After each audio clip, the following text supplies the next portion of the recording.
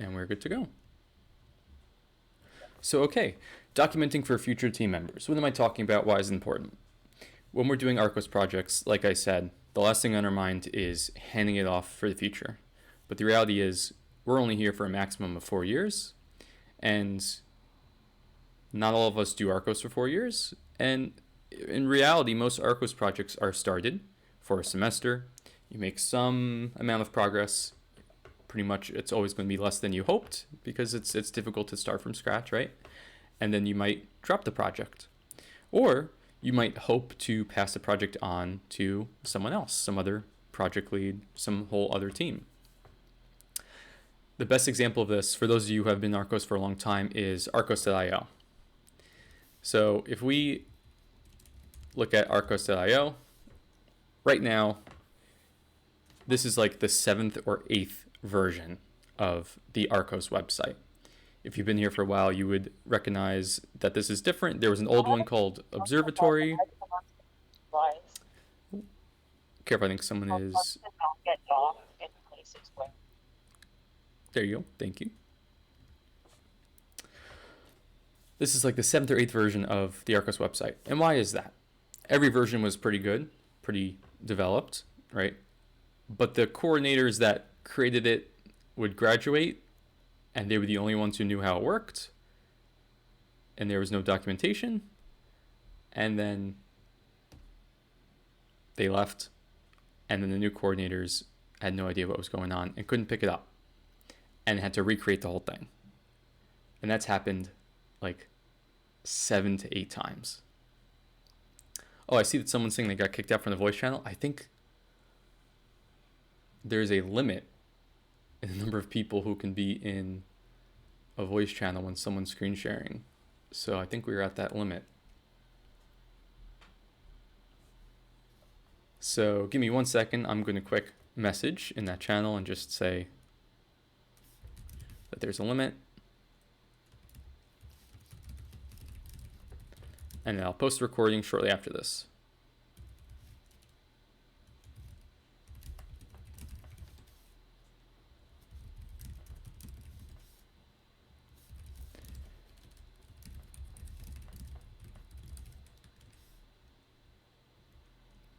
Okay. So this should never happen, and I can tell you firsthand that so much time and energy was wasted. Recreating this website 7, 8 times. If you're curious, you can go to the RCOS GitHub organization and see the many different iterations of it. It's pretty sad. So what can we do to avoid that, right? Because it really would suck if you have a project that you care about, or whether you are leading it or you're a member on it. Maybe you're a member and you want to take over when your project lead leaves. Maybe they're a senior or a junior and you want to continue the project. Usually there's 1 or 2 people.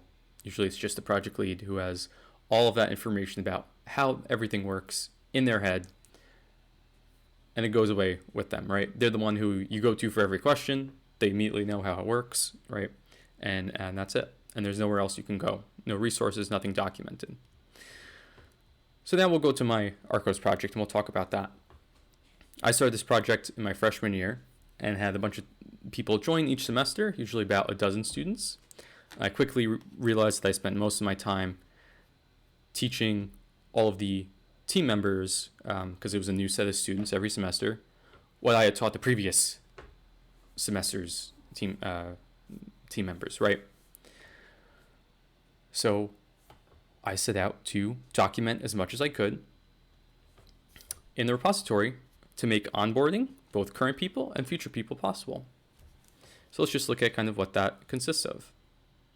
This project is no longer maintained, but still a pretty good resource.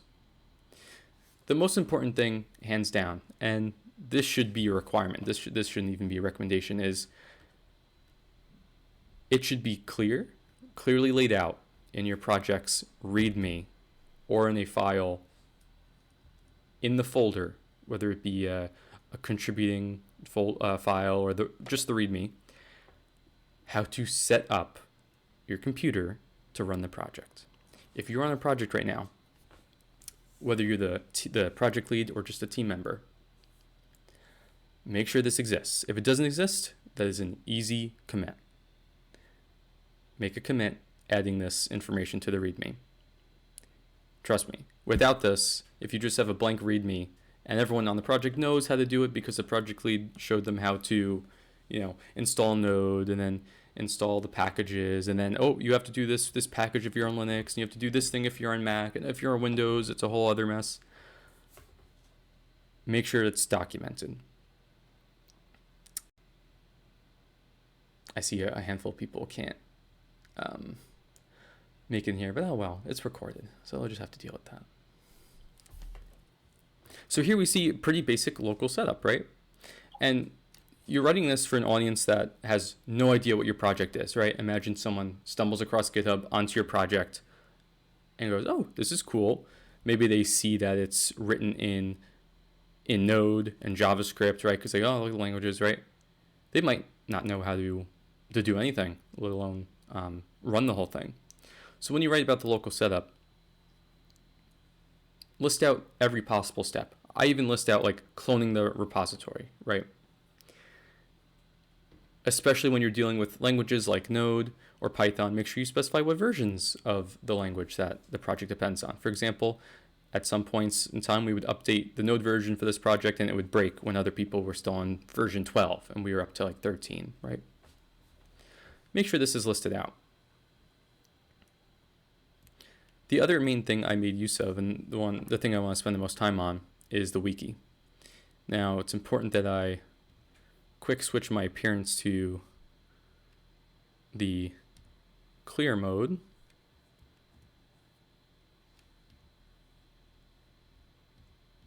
Such that we can see the patron of the project. That's much better. Okay. So I spend a lot of time on this wiki for all late team members, present and future. I recommend, if you're a project lead, or even if you're not a project lead, if you're a member and you have the ability to do this, you have the know-how, use the GitHub Wiki page. It is just a more flexible version of, the alternative is just making markdown files in your project. But here you can kind of make different pages, link around to different pages, include different things, videos, all that. So in this wiki, I went through both very, very high-level things and low-level things. So super, super high level, my project was a coursework manager.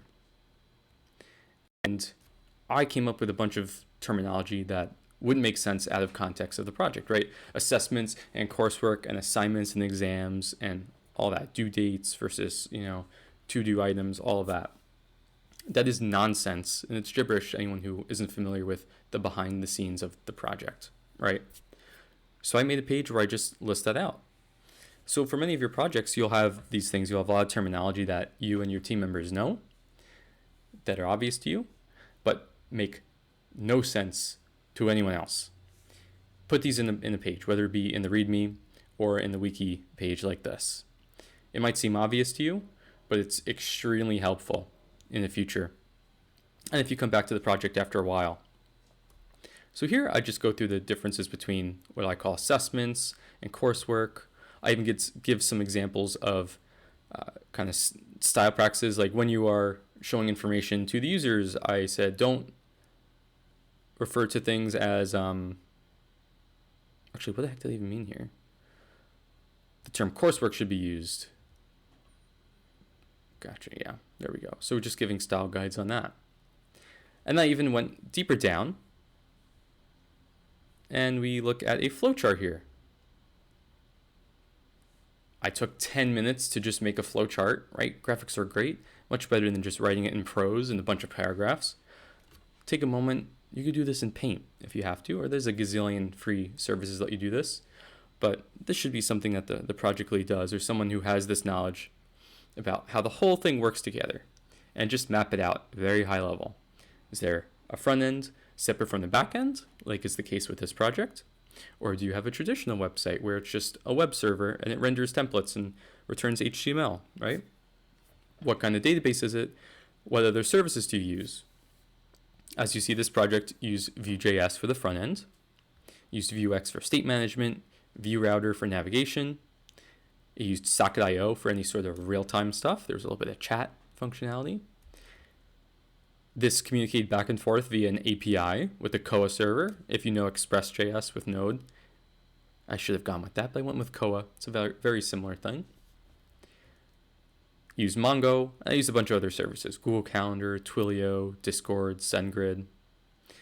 The details here aren't important, right? Like these particular arrows don't mean anything super special besides these things interact with each other. But this is super useful to just link to someone when they ask, what technology do you use? Instead of taking the time to tell them, you could just send them the link to this. And I drilled down further and further, right? So we look at the back end.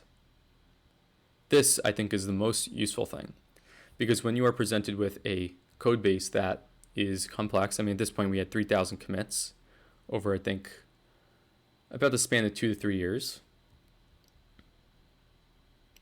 You might look at this and be like, what do these folders mean, whatever, right? And for a lot of your projects, you might not be using a framework that really gives you a very strong convention for what folders you should make, what names mean, all of that. So it's up to your project lead or team members who just create stuff to kind of set a standard, right? So how do you get that across to someone who has never seen your code base before? Well, you don't want to spend an hour telling them, so document it. On this page, I document a little bit in prose about how the backend works, but then more importantly, I map out what each of the folders and subfolders generally do. I even have links directly to those folders, which is possible. You can kind of find, if you just put tree/branch/the path, you can link straight to a particular file or path. This is super useful, and I really heavily recommend you do this, especially for any web apps that people are working on, because those can just have so many different files. None of it makes sense. Documentation in the files, is fine, but how do you even know where to find things, right? How do you know where to even get to those comments? I did the same thing for the front end too. A little bit of the pros, explaining what the front end does and how it works, especially how it's different from traditional websites. Late was a single page application. And then one of my team members actually put this together. They just put together a very basic idea of, this is the layout of the page. There's a header on top, a header component, a sidebar component, a footer component, and then whatever component is the main one. And the same idea here. So when you're doing this, you might find that it's boring, and you might find it kind of self-explanatory, right? Obviously, router defines all the page routes and how navigation is handled. But I promise you it's not.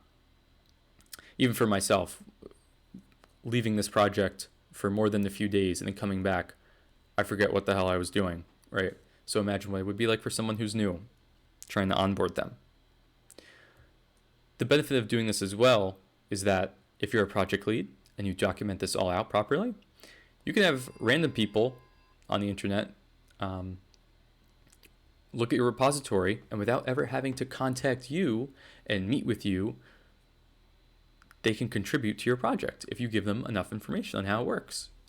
So someone feasibly could read my README, understand how to set up this project locally, read through this wiki, understand the structure of the front and the back end, and be able to make contributions. I made a very detailed local development setup guide, which I think is super useful. This took a lot of time. I'm not saying you have to do this entirely. If you have time in your hands and you're a project lead, and you can do something cool like this. Hopefully this link still works.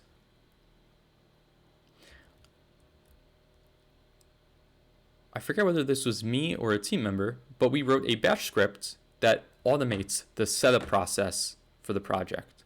So like I mentioned, late, the name of the project, right? Use Node and Vue and MongoDB. I made a bunch of kind of steps here on how to do it all manually. But this bash script, if you run it, would install everything for you. It would configure Git. It would install Node and a version manager of Node. It would clone the repository. put it in a standard place, and npm install. Now, did this work all the time? No, but it was an easy thing to point people towards, and most of the time it worked, and people could just run the script, and it would be set up on their computer. For some projects, this will be easier than others, so definitely check this out if you think it's feasible. Another very important thing that your projects might have, or it's pretty likely you have, is you might have secrets, whether it be passwords or database credentials, things like that, or account keys. Hopefully you know by now you don't want to commit that to GitHub publicly. So what do? You might have heard of the solution of using a env file, which is a file that each of you keeps on your own computer locally, hidden from Git, that has all of the passwords, secrets in it, whatever, and those are loaded into the environment variables of your program when you run it, right? This is a huge block for people outside of a project trying to contribute to it, right? Typically what happens, and what happened with my project, is you have the project lead who knows what environment variables the application needs. It needs like database URI, database password, contact email, app URL, things like that. And when new team members join the project, I would copy and paste that file and send it to them over Discord, and that would work. However, if I wasn't available and you wanted to clone this on your own and maybe make your own version of it or use it for testing, you would have no idea without tracking me down and asking me what needs to be in the env file. Now we'll see if I follow my own rules here, but what should be done, here we go. You really should create a .env.example file that's just placeholders, but lists out all the environment variables that are expected or are required for the program to run. So these are all variables that my program would read in from the environment, and if any of these were missing, it would probably crash. If the database one was missing, it wouldn't even start up. Some of these are more important than others. If this file didn't exist, and obviously the env file wasn't included in the repository, they can clone this project, they could npm install, but they couldn't run it at all. They couldn't figure it out if they tried for a million years. They just wouldn't know what variables are supposed to go in the env file. So create an example file, or at the very least, document it somewhere what environment variables are required to run your project. Even better would be to give some example values. So here I give some example values where applicable. Where others, there'll be very specific formats on how to get them. To make this even better, I should give instructions on how to get these things, like Discord bot token. People might not know you have to create a Discord account and go into the developers page and create a bot and all that stuff. So in the ideal world, I would document that further. That would probably go in the wiki on its own page. At this point, that's kind of the majority of the things I wanted to point out. So before I talk on about just one more other thing, which is the development summary, any questions? I recognize I just threw a gazillion things at you, but the idea is, you can go to this repository, look at the wiki, and use it as a base, right? Use it as an example. So even if you forget anything I say today, I'll link this repository in the workshop channel, and you can just browse through it. I really do heavily recommend, if you're a project lead or a team member, to implement as much of these examples of documenting as you can. It'll make your life easier, and it will much improve the chances that your project is able to be handed off and succeed. Because the last thing you want to do is end up in a situation like the RCOS website. So any questions? Feel free to unmute or put it in the workshop. I'll wait a minute before we finish up. I see a handful of people were trying to get in, but they were not able to because of the cap. That's unfortunate, but I'll have the recording posted right after this. Okay, going once, going twice, then we'll finish out. All the things we showed today. The most important things are the local setup guide, showing someone how to get started with this on their computer, and the development guide, or you can call this the contributing guide. In RCOS especially, you will probably have team members who are unfamiliar with Git or haven't used all of its features. Combining that with the particular ways that you choose to run your project repository, whatever kind of workflow you use, whether people fork it on their own and then make pull requests from their repository, all sorts of different things, right? It is imperative for you as a project manager or as a team member who has been told this to document out the preferred way for people to contribute to the repository. So for here, I state once you have everything installed, here is an exact list of the steps you need to do to contribute to the code. This isn't necessarily just technical things. I include things such as, right, first thing you're going to do is choose something to work on. This would be another workshop, but using the issues tracker or something like it is a must-have. In my case, I decided that the dev branch was kind of the main branch. I tell people how to pull from that to make sure it's the most up-to-date. I tell them how to check out a new branch from that. Ideally, I would give more details on how to name these branches. Some people like it so that every person has their own branch named after them. Others like it so that every branch is named after the particular issue that is being fixed, like here. Some other ones are just random and don't have a standard. That has to be documented so everyone's on the same page. Again, some of this might seem obvious if you know Git, but the point is anyone who knows Git won't need this. And the people who do need this are going to ask you and spend your time or waste your time having you explain it to them and a bunch of other people. So if you write this out, you put this in somewhere that's easily accessible, then you save yourself a lot of time. Here we see how to add, commit, and push, and creating a pull request. So again, if you take anything away from this, make sure you have a local setup guide and make sure you have some sort of contributing guide.